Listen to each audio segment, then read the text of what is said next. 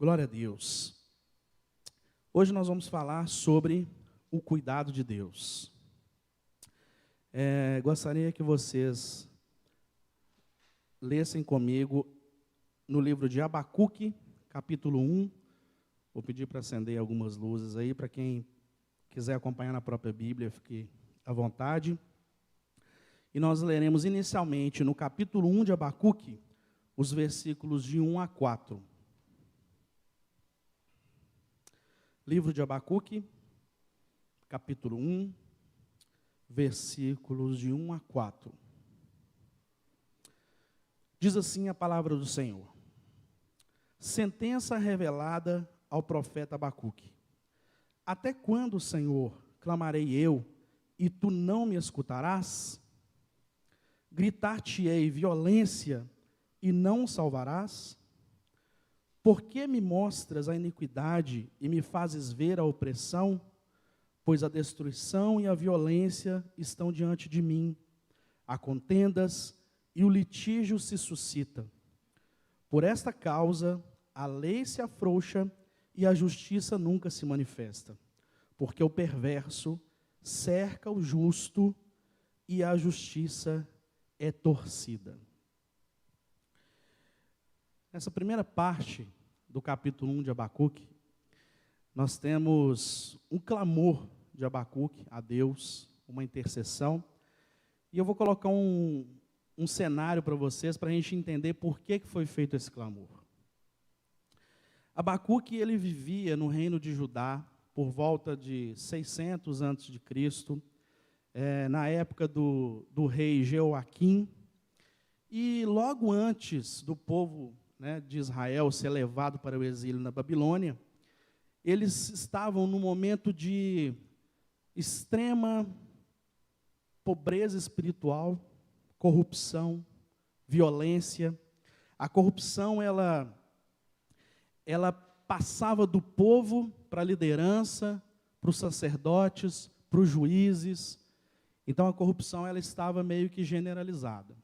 E nós sabemos pela leitura da palavra que o povo de Israel ele era conduzido pela palavra de Deus.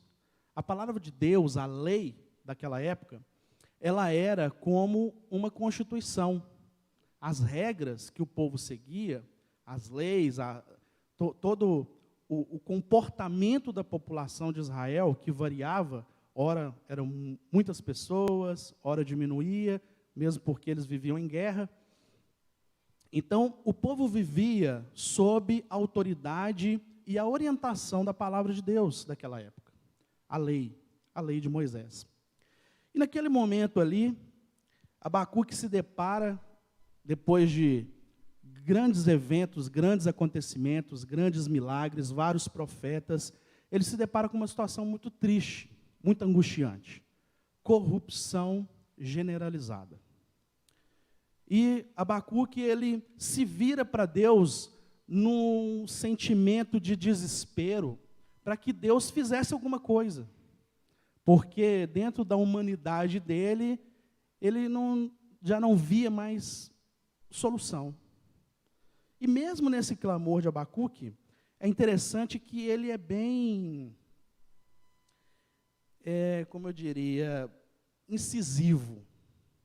Porque nas palavras dele, ele vira para o Senhor e diz: até quando? Como dizendo: Senhor, até quando isso vai durar? Até quando eu vou ver o meu povo sofrendo? Eu vou ver essa corrupção, eu vou ver o aumento da violência, eu vou ver as pessoas se matando, eu vou ver a lei do Senhor sendo ignorada. Até quando?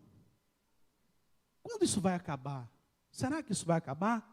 Porque eu não vejo uma luz no fim do túnel, eu não vejo uma solução, mas eu me viro para o Senhor e quero saber, Senhor, e diz até que ele grita, nós estamos vendo a violência no nosso meio, nós estamos convivendo com isso, com essa corrupção, com essa insegurança, com esse medo, até quando, Senhor? E Abacuque, nesse sentimento de desespero, ele clama ao Senhor e diz: Senhor, o Senhor não vai nos dar o livramento? O Senhor não nos salvará? E naquele momento ali, que, como eu disse, era um momento de corrupção, era um momento de crise, estava instaurada não só a crise social, estava instaurada uma crise espiritual. Porque pelo desespero do profeta, a gente entende que ele já estava clamando ao Senhor e não estava tendo resposta. Ao ponto de ele virar, até quando? Quando isso vai durar? Ou seja, ele não tinha começado o clamor naquele momento, ele já vinha pedindo ao Senhor uma solução, um livramento, algo para que mudasse aquela história. E a gente vê que, no seu desespero, Abacuque, ele clama ao Senhor em meio a essa crise do povo, essa crise em si mesmo. E no versículo 5, que vocês podem acompanhar aí, a gente vê a resposta de Deus. Versículos 5 a 11, do mesmo capítulo 1 de Abacuque, vem a resposta de Deus a Abacuque. Diz assim: vede entre as nações, olhai, maravilhai-vos e desvanecei, porque realizo em vossos dias obra tal que vós não crereis, quando vos for contada. Pois eis que suscita os caldeus, nação amarga e impetuosa, que marcham pela largura da terra para apoderar-se de moradas que não são suas. Eles são pavorosos e terríveis, e criam eles mesmos o seu direito e a sua dignidade. Os seus cavalos são mais ligeiros do que os leopardos, mais ferozes do que os lobos ao anoitecer. São os seus cavaleiros que se espalham por toda a terra. Sim, os seus cavaleiros chegam de longe, voam como águia que se precipita a devorar. Eles todos vêm para fazer violência. O seu rosto suspira por seguir avante. Eles reúnem os cativos como areia.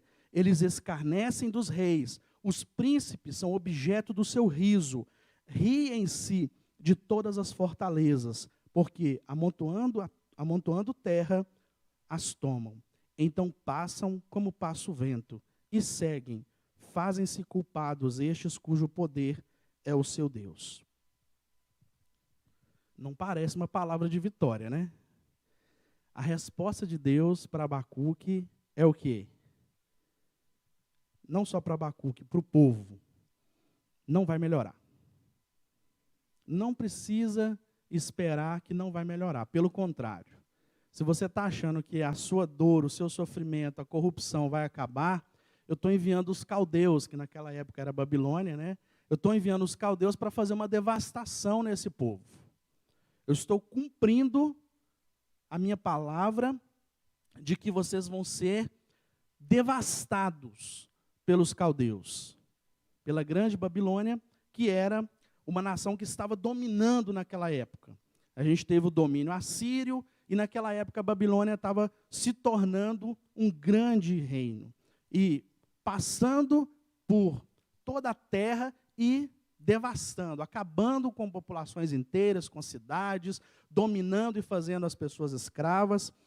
E aí a gente vê essa resposta de Deus, não só para o profeta Abacuque, mas para o povo de Israel, de que, por causa da desobediência do povo, ele traria os caldeus para devastar o povo de Israel.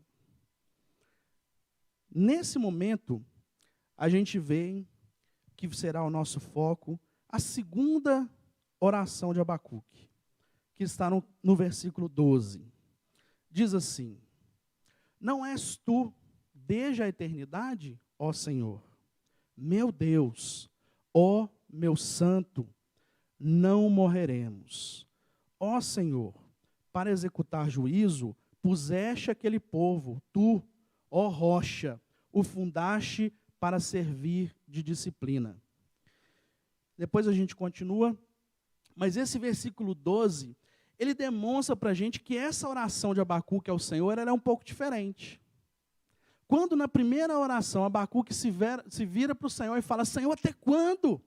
Eu estou gritando e ninguém me ouve. Eu estou gritando violência, morte, corrupção, desespero, medo, mas a situação não muda. O que é que está acontecendo, meu Deus? Na segunda oração, ele vira para o Senhor e ele faz algo que é maravilhoso. Abacuque, ele clama a Deus, chamando Deus por seus atributos, os atributos de Deus. Inclusive, nós cantamos alguns aqui. Os atributos de Deus são o quê? São qualidades de Deus, qualidades do caráter divino, que nos ajuda a entender quem é Deus. Dentro da nossa humanidade, dentro da nossa limitação, os atributos de Deus caracterizam um Deus para a gente entender quem Ele é.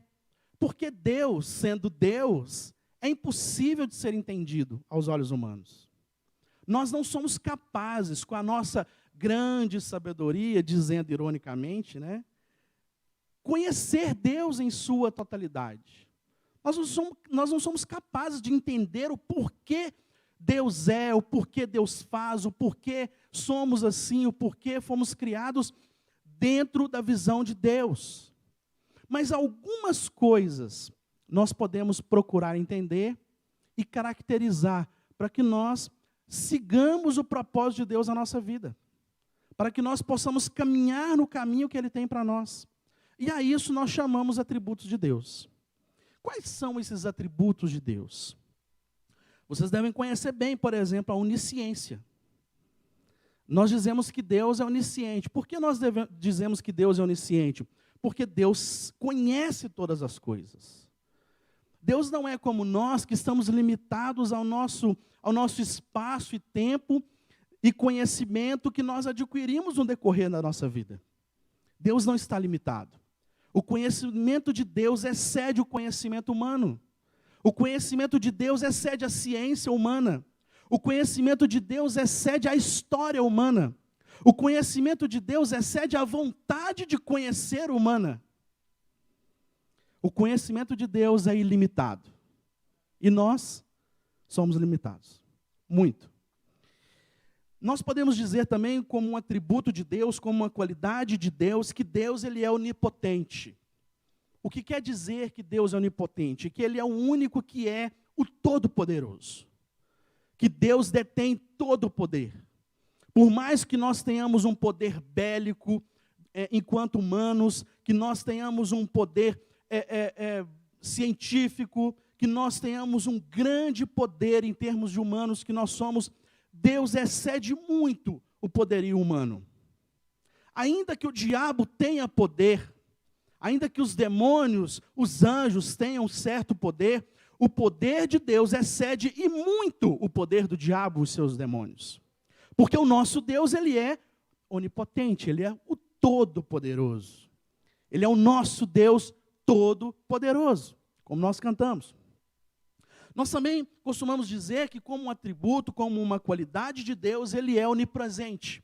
O que significa dizer que Deus é onipresente? Que o nosso Deus ele não está limitado ao espaço e tempo, assim como nós estamos. Se eu quiser me transportar daqui para qualquer outro lugar, eu estou limitado ao espaço-tempo. Eu preciso me conduzir e dentro de um tempo, dentro de uma forma, dentro da minha limitação de matéria, eu vou chegar em algum lugar, mas dentro de um tempo. Eu, às vezes, prometo que vou chegar no lugar em 5 minutos e muitas vezes a gente não chega. O famoso 5 minutos. O Adriano detesta, né, Adriano? É 5 minutos, não é 6, não é 7, não é 10, né? Então, nós temos que ter a consciência de que nós somos limitados, mas Deus não é. O nosso Deus, Ele é onipresente. Aonde você estiver, eu, minha família, você, sua família, um amigo, onde você estiver, Deus é capaz de estar. Aonde nós estivermos no tempo, no espaço, no passado, no presente, no futuro, o nosso Deus não está limitado, Ele está. Ele é o próprio tempo. Nós não, nós enquanto humanos somos limitados. O nosso Deus não é limitado, o nosso Deus, Ele é onipresente. E aí apenas algum exemplo, exemplos mais conhecidos desses atributos de Deus, mas aí a gente vai para o que Abacuque diz E no versículo 12 ele fala o quê? És desde a eternidade. E ele chama neste momento um atributo de Deus que é a eternidade de Deus. Deus é eterno. Deus ele não tem início e fim, Deus é eterno. O nosso Deus não acaba, o nosso Deus não morre, o nosso Deus é eterno. É um atributo do nosso Deus, o nosso Deus é eterno, e Abacuque sabia disso, porque quando ele inicia a sua súplica ao Senhor, a sua segunda oração, ele vira para Deus e fala, és desde a eternidade. Ele vira para Deus e fala, o Senhor é eterno, o Senhor sempre existiu, o Senhor está antes de todas as coisas, e o Senhor estará depois de todas as coisas, porque o nosso Deus não está limitado ao nosso tempo, o nosso Deus é eterno. E ele vira para Deus, dentro desse mesmo clamor, ele vira para o Senhor e disse, meu santo. E ele evoca mais um atributo do nosso Deus, a santidade de Deus. Ele evoca esse atributo que diz que o nosso Deus ele é puro. Não há no nosso Deus nenhuma sombra de impureza. Não há no nosso Deus nenhuma sombra de sujeira, de pecado, de imundícia, porque o nosso Deus é santo. E ele evoca esse atributo de Deus, o Senhor é o meu santo. E ele também evoca um outro atributo de Deus, dizendo que o Senhor é uma rocha. Ó rocha. Por que Abacuque chama o Senhor de rocha? Porque outro atributo de Deus é que ele é imutável. O Senhor não muda. O nosso Deus é um firme, ele é um porto seguro. Quando Deus diz sim, é sim. Quando ele diz não, é não. Porque o nosso Deus é imutável. Ele não está sujeito à nossa vontade. A vontade de Deus é perfeita, é boa e agradável e é imutável. O nosso Deus não muda. Se ele diz algo, irá acontecer. Se ele profere algo a alguém, a vida de alguém, a um povo, como o povo de Israel, vai acontecer, porque o nosso Deus é imutável. Ele não é homem para que se arrependa como nós. Nós somos mutáveis. A gente diz que vai fazer e não faz. A gente diz que não vai fazer e faz. Nós somos mutáveis, mas o nosso Deus não. O nosso Deus é imutável. O nosso Deus é alguém que nós podemos confiar. Alguém que vai transmitir a segurança que você precisa. Muitas vezes o ser humano, ele te causa insegurança, ele trai a sua confiança, ele fala algo com você e volta atrás, e se arrepende, mas o nosso Deus não. A palavra de Deus não volta vazia, e o que ele fala, ele cumpre.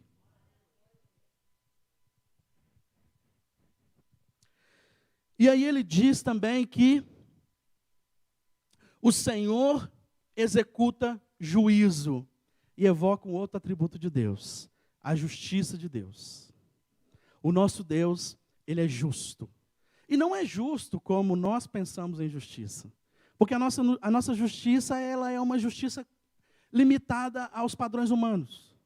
A nossa justiça se limita a dizer, se eu não roubo, se eu não mato, se eu não prostituo, eu sou justo. Não. Deus é justo. Nós não. Deus é justo. Deus executa a justiça e uma justiça perfeita. A justiça de Deus é perfeita. E a nossa justiça, como diz a palavra, é como imundícia, é como nada, é como lixo diante da justiça de Deus. É o que a palavra diz. Porque a justiça de Deus, ela não se compara à justiça humana. A justiça de Deus é verdadeira. Porém, depois de evocar os atributos de Deus e mostrar que Abacuque tinha um conhecimento de Deus, ele diz algo muito interessante. Não és tu desde a eternidade, ó Senhor, meu Deus, ó meu santo. Aí ele diz o seguinte, não morreremos. Abacuque, em sua segunda intercessão, ele diz algo que é chave para nós, filhos de Deus, servos de Deus. Enquanto nosso Deus é eterno, santo, imutável e justo, Ele irá cumprir a sua palavra para nós, que nós não seremos mortos. Nós não seremos destruídos. Enquanto povo de Deus, nós não seremos destruídos, nós não morreremos. Porque esta é a palavra do Senhor.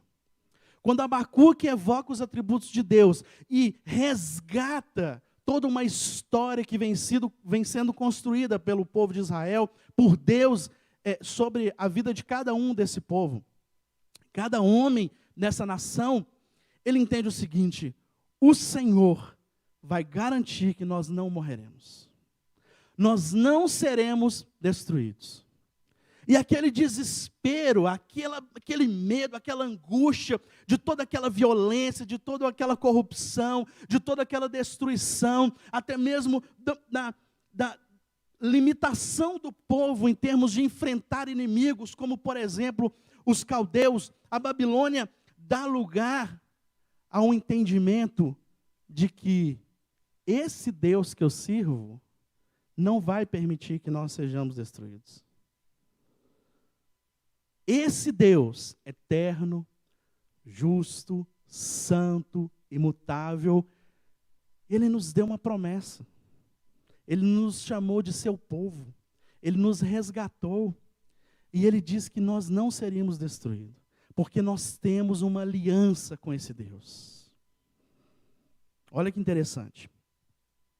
E ele conclui que o povo não seria exterminado. Apesar de que a resposta de Deus poderia indicar o contrário, né? Não, eu estou suscitando os caldeus contra vocês, eles vão vir, vão acabar com tudo, vão vir os cavaleiros, os soldados, e vai haver uma destruição. Eles vão tomar as casas. Deus foi muito específico, né, na resposta. Vai tomar as casas que não são deles, mas, naquele momento, Abacuque se apega à aliança que Deus tem com o povo. E aí, nós precisamos aprender a confiar no nosso Deus, irmãos, como Abacuque. Porque diante daquela situação, ele não teve todas as respostas de Deus. Pelo contrário.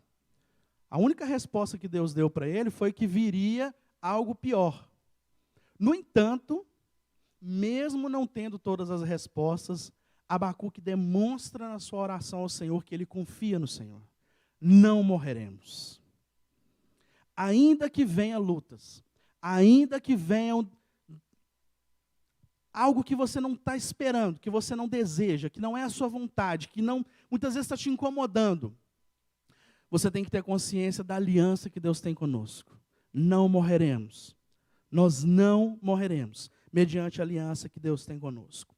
Mas como que nós vamos enfrentar as nossas crises? Como que nós podemos desfrutar desse cuidado de Deus?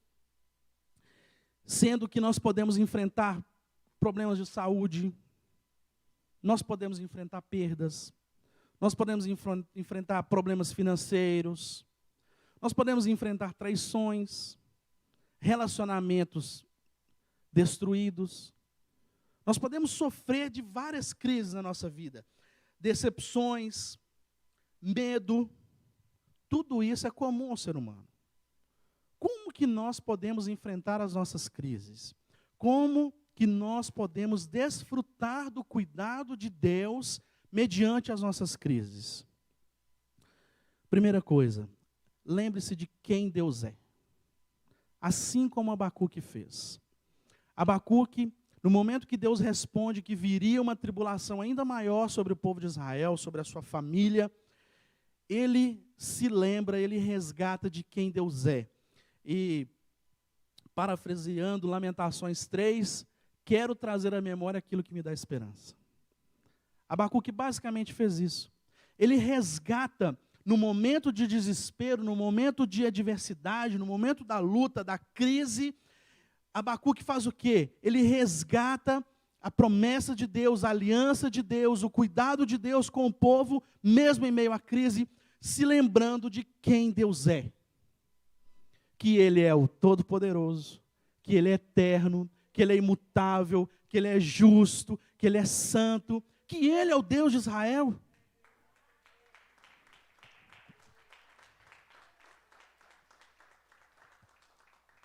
Abacuque fez isso. Ele resgatou a lembrança que estava dentro dele. Quem Deus é? Mas para isso nós precisamos saber quem Deus é. Nós precisamos saber quem Deus é. Será que nós sabemos quem Deus é? Quem Deus é para você? Você já parou para pensar nisso? O que Deus é na sua vida? O que Deus representa na sua vida? Ele é um amuleto que você usa? Eu sou cristão, eu sou crente, eu sou evangélico, eu sou católico, eu sigo a Jesus, sigo a Cristo, sigo a Deus. Eu não sou ateu. É um amuleto? É um símbolo? É algo que você usa quando você precisa, quando você é indagado? Quem é Deus para você? Deus é uma bengala que nós utilizamos quando nós estamos num desespero? Estou desesperado, não dá para pagar as contas. Senhor, meu Deus. Deixa eu ver quando foi a última vez que nós conversamos, não sei, mas me escuta. Quem é Deus para você?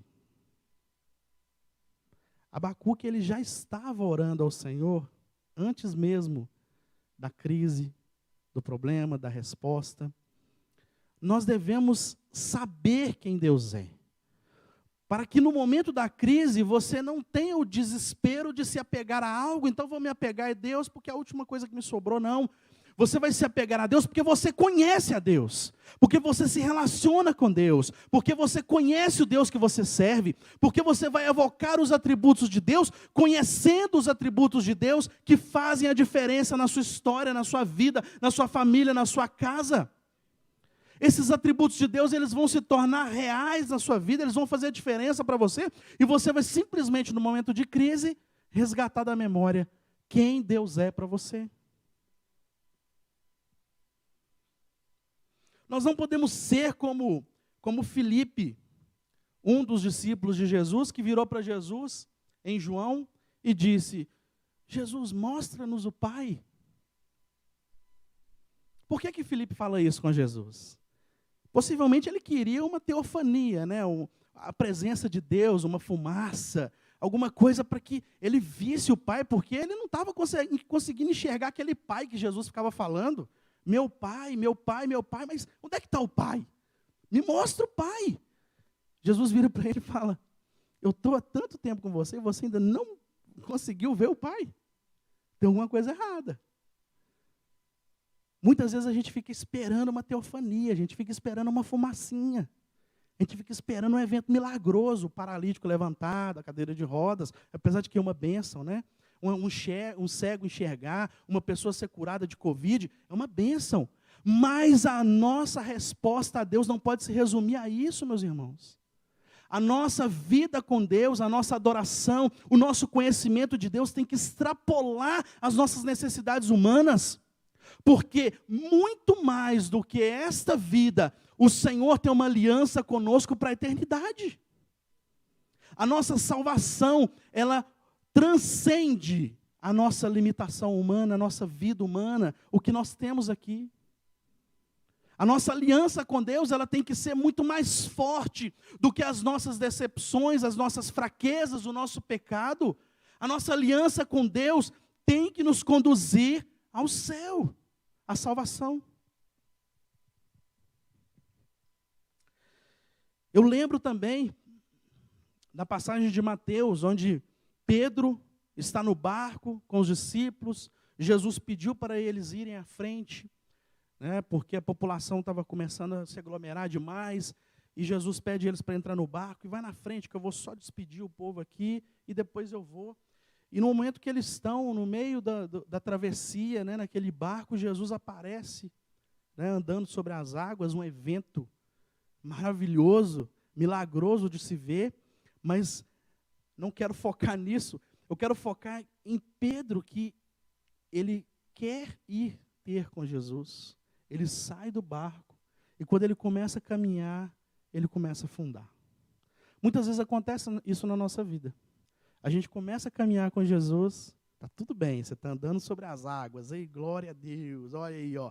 Olha aí os inimigos aí, ó, eu andando sobre as águas aqui, ó, benção, ó, Deus abençoando aqui, agora eu tenho um trabalho, agora eu tenho saúde, olha aí Deus agindo, e de repente começa a afundar. Pode acontecer com você? Comigo? Pode. Está tudo bem. De repente a gente começa a afundar.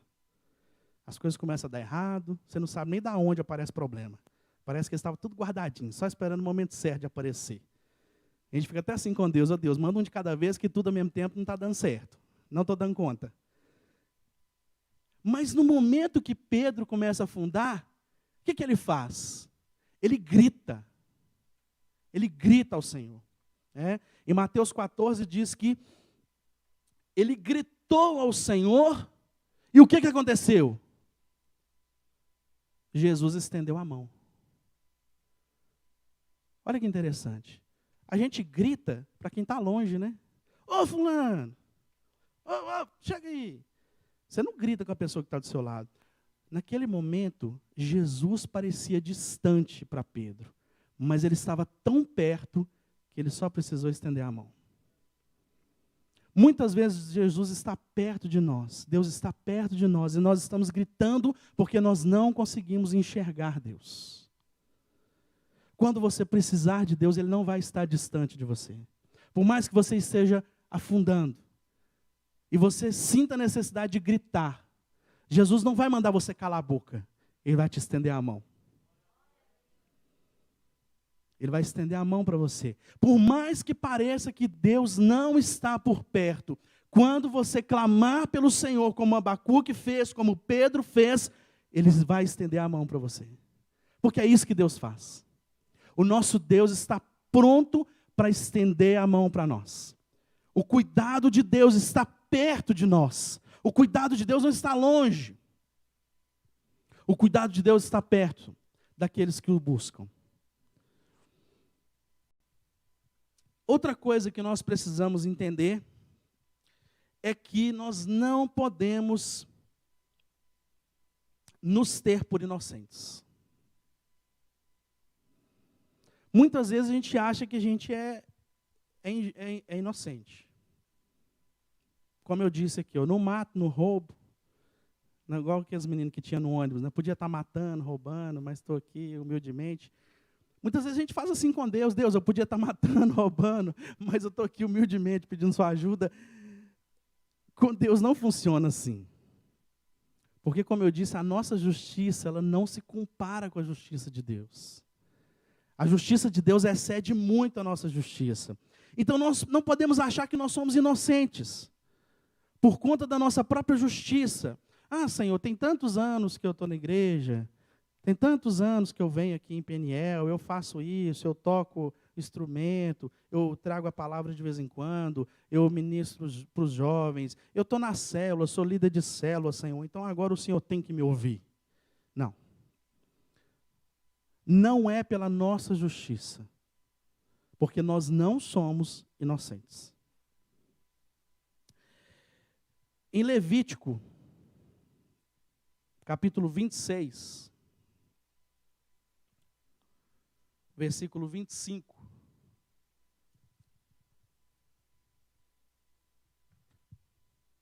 Levítico, capítulo 26, versículo 25,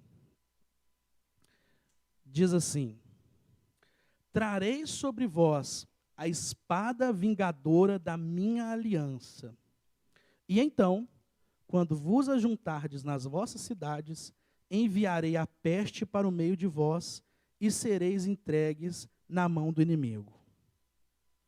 Outra palavra dura. Não quero te assustar não, mas tem bastante na Bíblia, tá, gente? Se vocês não conhecem, tem bastante palavra dura na Bíblia. Por que esse versículo? O versículo do capítulo 26, o versículo 25 do capítulo 26 de Levítico fala algo muito importante. A espada da aliança. O que é a espada da aliança? Quando Deus faz aliança com o povo de Israel, Ele diz que se o povo de Israel fosse desobediente, viria sobre eles a espada da aliança, que faria vingança, faria a justiça de Deus sobre o povo de Israel. O que eu quero dizer com essa passagem? Lendo os versículos subsequentes, a gente pode ver que o objetivo da espada da aliança era quebrar o orgulho do povo. Era quebrar essa soberba do povo. De forma como? Qual forma? Causando prejuízo. O Senhor diz que eles não poderiam ter o resultado da colheita, eles iriam fugir dos inimigos sem mesmo serem perseguidos. Ou seja, eles iriam ter medo de nada. Vocês fugirão sem ter inimigos. Então, por que essa espada da aliança? Para mostrar ao povo que o povo em si não há justiça, não há inocência. Nós não somos inocentes por nós mesmos. Nós fazemos o mal enquanto humanos. E para isso Deus nos corrige. Para isso o Senhor traz a espada da aliança. Para quê? Para mostrar para nós que Ele tem uma aliança conosco, mas ela precisa ser respeitada por nós. Não basta ser povo de Deus.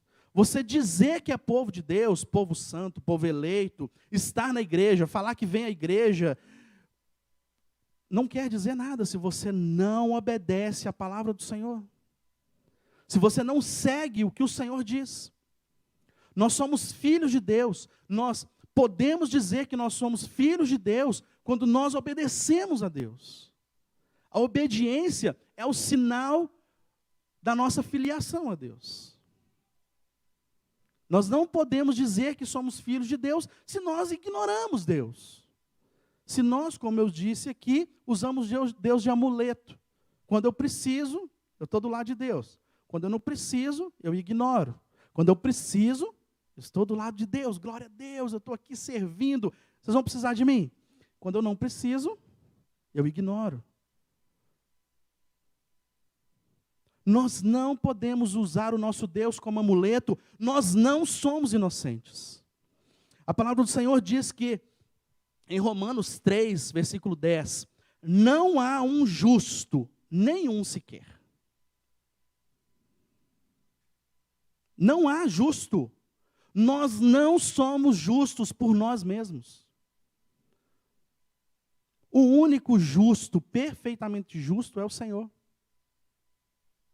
Então nós não podemos nos ter por inocente. E o que eu quero dizer com isso? Porque no momento de crise, tende, a nós fazermos o quê? Senhor, por que eu estou passando por isso? Por que eu estou sofrendo? Eu sou tão bonzinho. Eu sou quase um santo. É a realidade. Ou eu estou mentindo? Ou acontece só comigo? A gente acha que nós somos santos, justos. Nós não somos. Nós não somos inocentes. Está em Romanos. Não há um justo, nenhum sequer. E Romanos 3, 23 diz assim, porque todos pecaram e destituídos estão da glória de Deus. Você tem pecado? Você já pecou? Nós somos pecadores, arrependidos, mas somos pecadores. Nós não temos o direito de reivindicar nada diante de Deus. Você não tem o direito de chegar diante de Deus e falar, Deus, você vai ter que fazer. Com base em quê? Nós podemos pensar em exigir alguma coisa de Deus. Ao Senhor, nós pedimos. Nós não exigimos nada a Deus. É o Senhor que está acima de nós, é o trono dele que está acima de todas as coisas, é o Senhor que é o Deus Todo-Poderoso e não nós. Nós não temos autoridade para chegar diante de Deus e impor as coisas para Deus. Senhor, eu determino, vai ser assim. E usa a fé como se Deus fosse seu refém. Não, eu tenho fé e vai acontecer e acabou.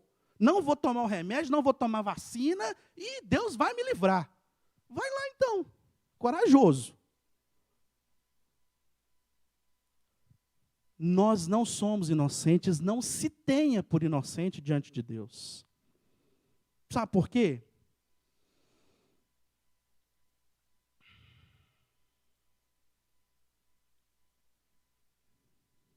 Naum, capítulo 1, versículo 3. Não sei se eu coloquei. Naum, capítulo 1, versículo 3 diz assim: o Senhor é tardio em irar-se, mas grande em poder. E ao culpado não tem por inocente. Isso aqui a palavra de Deus está falando, gente, não sou eu. Não me apedrejem. O Senhor é tardio em irar-se. O Senhor, ele não vai se irar por qualquer coisa, irmão. O Senhor, ele não é aquele Deus mau que está pronto para te castigar, não. Ele é tardio, ou seja, Deus, ele usa de misericórdia. Deus, ele usa do seu amor. Ele usa de todas as formas para te livrar, para te salvar, para cuidar de você. Agora, ele também é poderoso e justo. E o culpado, ele não tem por inocente. Tem algum santo aqui? Não tem. Nós não somos santos. Nós somos culpados. Nós somos culpados pelo nosso pecado, pela nossa ignorância. E muitas vezes a gente cai no engano de achar que não, Deus é amor. Com certeza você já deve ter ouvido isso. Não, mas Deus não vai fazer isso, não, porque Deus é amor. Aí eu vou falar novamente sobre os atributos de Deus. Deus é amor? Com certeza. Só que Deus é justo. E os atributos de Deus, eles não têm valor diferente. Deus não é mais amor e menos justo. Deus, ele é amor, mas ele é justiça. Então, se Deus é amor e é justiça, nós não podemos evocar só o atributo do amor, achando que por causa do amor de Deus justifica qualquer coisa que o homem faça. Não, nós somos indesculpáveis diante de Deus, como a palavra diz. E nós não somos inocentes. Agora, tem solução? Tem. Por isso que essa palavra aqui fala sobre alguém o qual nós servimos e entregamos a nossa vida a Ele. Jesus. Jesus é o único que pode nos salvar. Nós somos inocentes? Não. Mas a justiça e o amor de Deus se manifestou através de Jesus, que veio ao mundo, morreu pelos nossos pecados, e por isso nós temos a vida eterna.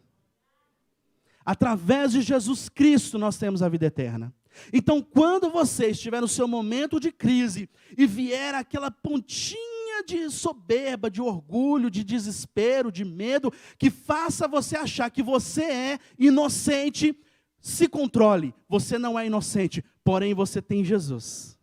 Jesus sim, por causa dele, Deus vai interferir na sua situação, na sua crise, Deus vai te dar o livramento, Deus vai te dar a salvação. Por causa de Jesus.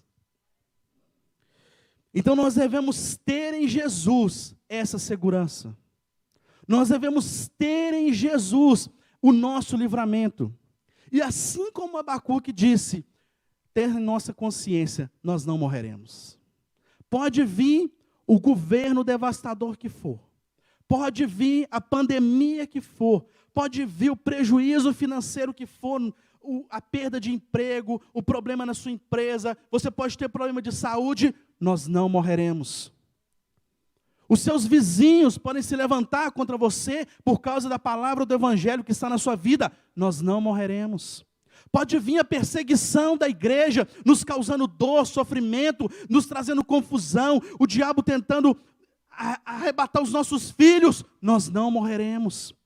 Pode vir a dificuldade, pode vir a calamidade, pode vir o que for, nós não morreremos. E por que nós não morreremos? Porque nós somos aliançados com Deus Todo-Poderoso, que nos guarda e nos livra deste mundo. Ele é o nosso Deus. Nós devemos conhecer este Deus como Abacuque conhecia. Nós devemos não nos ter por inocentes. Nós devemos entender quem é este Deus que nós servimos. E mais um ponto importante e último, que foi o que Abacuque fez. O que Abacuque fez diante da crise? Primeiro, ele entendeu quem Deus era. Ele se lembrou, ele resgatou, ele trouxe à memória o Deus que ele estava servindo. Ele também entendeu a posição que ele estava ali, que o povo realmente não era inocente, que o povo realmente tinha pecado. Se você voltar no versículo, você vai ver que ele falou isso. Realmente o Senhor está fazendo juízo, como ele diz. Mas uma coisa ele não deixou de fazer, orar ao Senhor. Então, no momento da crise, você não deve deixar de orar ao Senhor. A sua oração, ela deve ser um relacionamento constante com o Senhor. A oração, ela é fruto da nossa comunicação com Deus. A oração não é algo que você faz só no momento que você está precisando. Oração deve ser um relacionamento com Deus. Deve ser algo natural na sua vida, na vida do cristão. Você deve se sentir à vontade diante de Deus e não constrangido. Tem gente que quando vai orar, quando precisa orar, fica constrangido diante de Deus. Por quê? Não está acostumado. Aí fica meio assim, né? Será que eu posso falar isso? Será que... Quando você se relaciona com alguém, quando você tem proximidade com alguém, meu irmão, você chega e fala. Você chega e conversa. Você chega e se abre. Assim tem que ser o seu relacionamento com Deus. Quando você chegar diante de Deus, tem que ser natural. Senhor, olha, eu conversei com o Senhor agora mesmo, mas eu tenho que falar um outro negócio. Deus, eu conversei com o Senhor ontem, mas hoje a situação mudou. Senhor, eu quero te agradecer, eu já te agradeci antes, mas eu quero agradecer de novo. Senhor, eu te louvo, eu sei que eu já falei que o Senhor é lindo, mas eu vou falar de novo.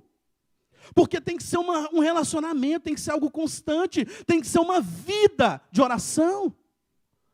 Você não pode se sentir constrangido de chegar diante de Deus, meu irmão. Ele é o seu Deus.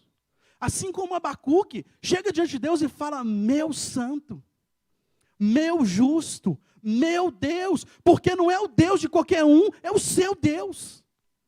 Não é o Deus de todos, é o seu Deus. Conversa com o seu Deus. Tenha naturalidade nesse relacionamento com o seu Deus.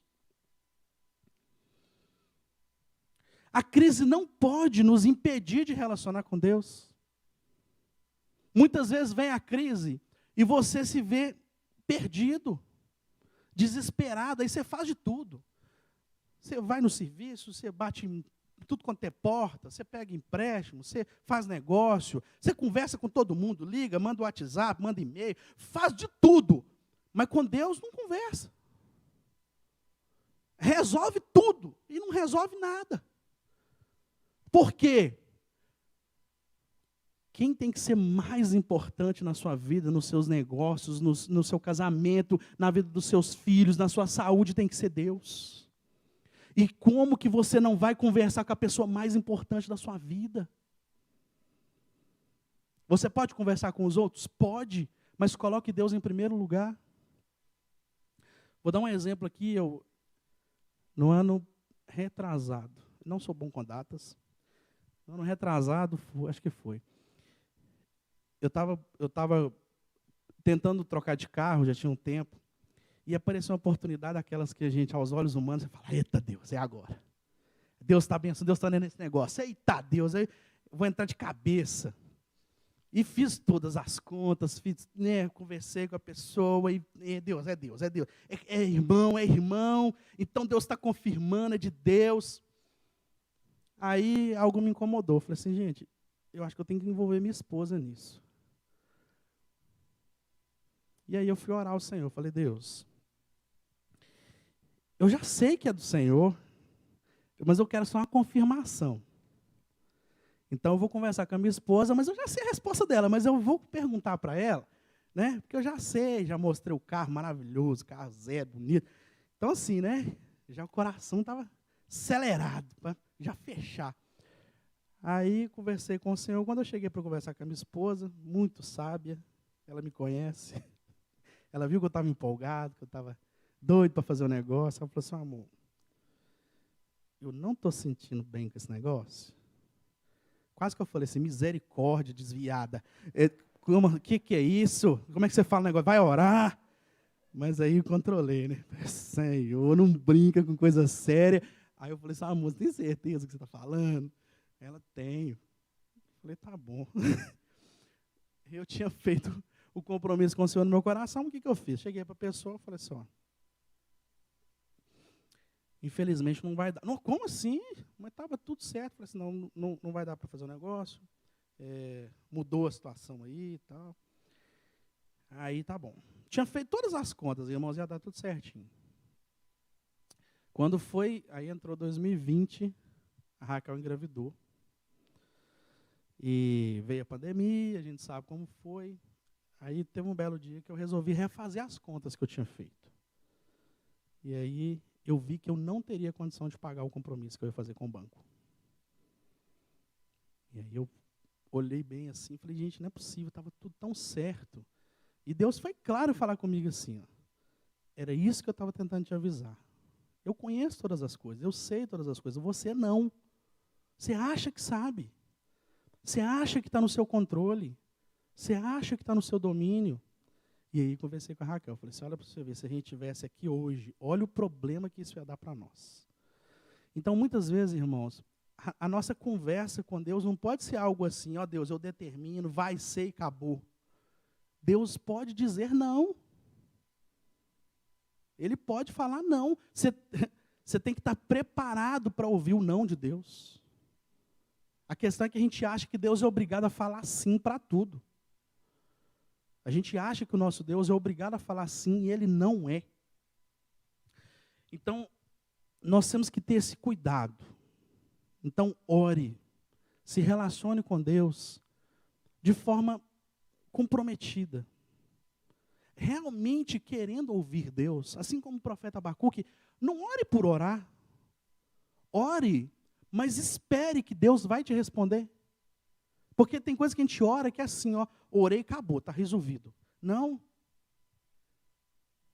Você tem que estar sensível a um relacionamento onde Deus pode te dizer não. Não é porque Ele não é porque Ele quer te irritar, não é porque Ele é mau, não, é porque é o melhor para nós. Se nós oramos a Deus buscando o melhor para nós, nós temos que aceitar o que Ele tem para nós.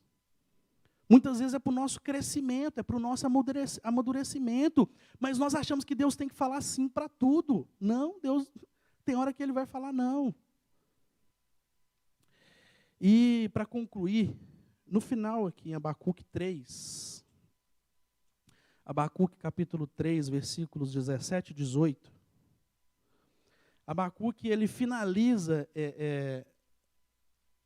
essa pequena história, né? Dizendo o seguinte: porque ainda que a figueira não floresça, nem haja fruto na vide, ainda que decepcione o produto da oliveira, e os campos não produzam mantimento, ainda que as ovelhas da malhada sejam arrebatadas, e nos currais não haja gado, todavia eu me alegrarei no Senhor, exultarei no Deus da minha salvação. Existe um cuidado de Deus sobre nós, irmãos, que excede essa expectativa humana nossa. O cuidado de Deus excede a nossa expectativa humana. Esse cuidado ele vai se manifestar sem que nós mereçamos, porque nós não somos inocentes. A graça de Deus em enviar Jesus para nos salvar não tem nada a ver com a nossa inocência, não tem nada a ver com o nosso merecimento. Jesus veio e morreu por nós, sendo nós ainda pecadores. Então não pense que você merece o que Deus tem te dado. Se Deus tem te dado uma casa, se Deus tem te dado um carro bom, se Deus tem te dado um casamento abençoado, você tem que ter consciência que você não é inocente, você não merece isso. Tudo que Deus nos dá é ferramenta nas mãos de Deus para alcançar os perdidos. Tudo. Até a sua saúde ou a falta dela. Tem que ser instrumento nas mãos de Deus para alcançar os perdidos, porque esse é o nosso propósito aqui. Eu não devo achar que eu mereço. Eu sou muito inteligente, eu sou estudado, então eu mereço. Não, nós não somos inocentes diante da justiça de Deus, mas ainda assim Ele manifesta a misericórdia e o amor dele por nós, enviando Jesus para nos salvar e nos livrar da morte eterna. E é isso que nós precisamos levar às pessoas. É isso que você precisa levar na sua célula. É isso que você precisa levar no seu caminho.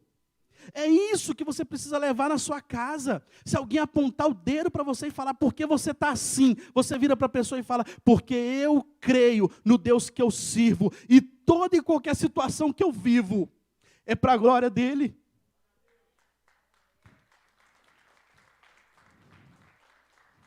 Não deixa, irmãos, que o inimigo aponte o dedo na sua cara para te envergonhar.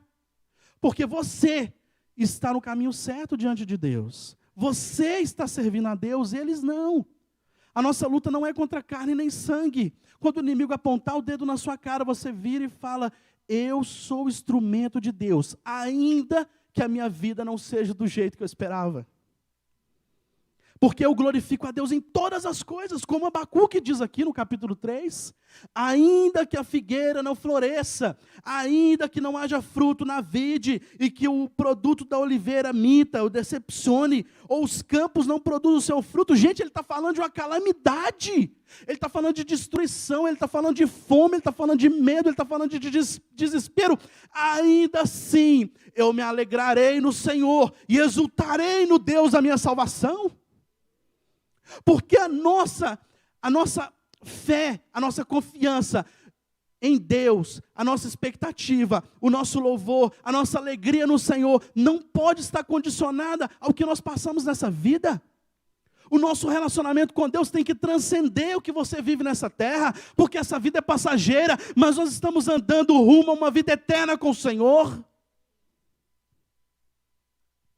Se tudo estiver bem, eu devo honrar o Senhor. Mas se tudo estiver mal, eu tenho que honrar o Senhor. Aos meus olhos, sabe por quê? Porque assim como eu aceito a proteção de Deus, nós temos que aceitar também a correção de Deus. Porque ambos são cuidado do Senhor. Amém? Para fechar, 1 Pedro 5,17, que diz assim: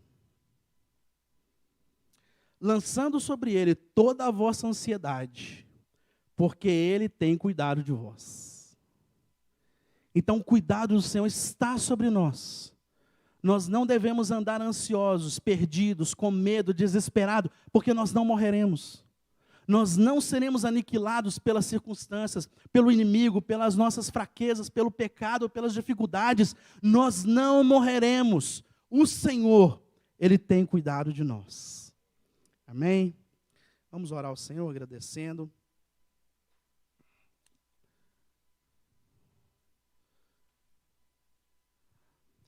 Senhor, nós somos gratos a Ti, ó Pai, pela Tua palavra, que tem o objetivo de edificar, de exortar, de nos arguir, ó Deus, mas nos fazer, ó Pai, crescer em conhecimento do Senhor e também em conhecimento de nós mesmos.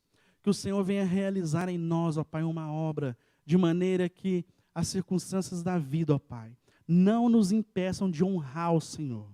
Ó Deus, que as nossas dificuldades, as nossas limitações, os nossos problemas, as nossas crises, ó Pai, não venham fazer com que nós nos afastemos do Senhor, pelo contrário. Ó Deus, dentro de todas as crises que nós estamos vivendo, ó Deus, que nós venhamos nos aproximar cada vez mais do Senhor. Que a nossa alegria, Pai, assim como o profeta Abacuque, ó Deus, não esteja nas circunstâncias, porque se tudo estiver mal ao nosso redor, nós sabemos que nós podemos nos alegrar no Senhor, que é o Deus da nossa salvação. Ó Deus, que o cuidado do Senhor esteja sobre a vida de cada um aqui, cada um que esteve assistindo, ó Pai, as suas casas, as suas famílias, e o Senhor, pela Tua misericórdia, venha manifestar o Teu amor e o Teu cuidado sempre sobre nós. E que nós venhamos glorificar o Teu nome, andando no Teu caminho, ó Pai, servindo ao propósito que o Senhor tem para nós, para a glória do Senhor, em nome de Jesus. Amém.